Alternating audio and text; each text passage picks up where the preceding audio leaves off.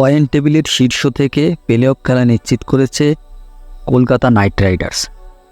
Play অফে KKR কার বিরুদ্ধে খেলবে তার আগে একটা অদ্ভুত হিসাব করেছে বসি হিসাবের সামনে।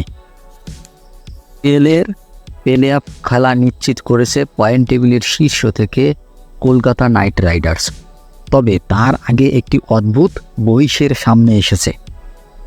গত 10 বছর ধরে আইপিএল খেতাবের জন্য ছটফট করছে কেকেআর। তবে এবার যেন আশার আলো দেখছেন কলকাতা ফ্র্যাঞ্চাইজিটি।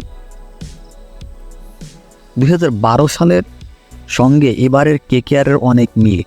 সেই মিল দেখলে আপনিও অবাক হয়ে যাবেন, কারণ সেই হিসাব বলেছে কেকেআর এবার চ্যাম্পিয়ন। 2012 সালেই কেকেআর প্রথমবার আইপিএল খেতাব জিতেছিল। সেবার সেলিব্রেশনে মেতেছিলেন গোটা কলকাতা। 2012 সালে মুম্বাইকে তাদের ঘরের মাঠে হারিয়েছিল কেকেআর, এবারও তাই হারিয়েছে। 2012 সালে রোহিত শর্মা সেঞ্চুরি করেছিলেন, এবারও হিটম্যান ব্যাট থেকে সেঞ্চুরি এসেছে।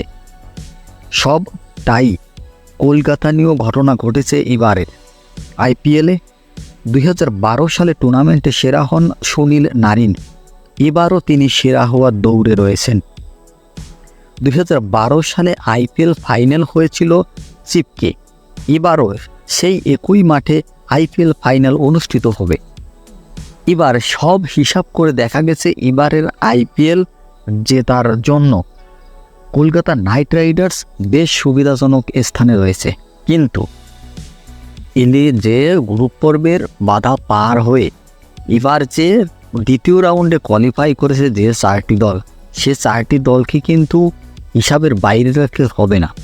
এবারের আসরের সব থেকে বেশি বা বিধ্বংসী যে রান চেঞ্জ বা রান করা, তার কিন্তু টপে রয়েছে সানরাইজার্স হায়দ্রাবাদ।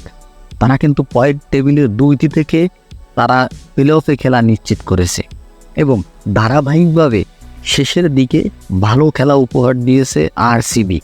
তারা কিন্তু বেশ ভয়ঙ্কর দল হয়ে উঠেছে এবং খুব সাবধানে খেলতে হবে কেকেআরকে যদি চ্যাম্পিয়ন হতে হয়। এখানে টি20-র খেলা, এদিক ওদিক করলেই হবে না, যতই হিসাব করা হোক না কেন।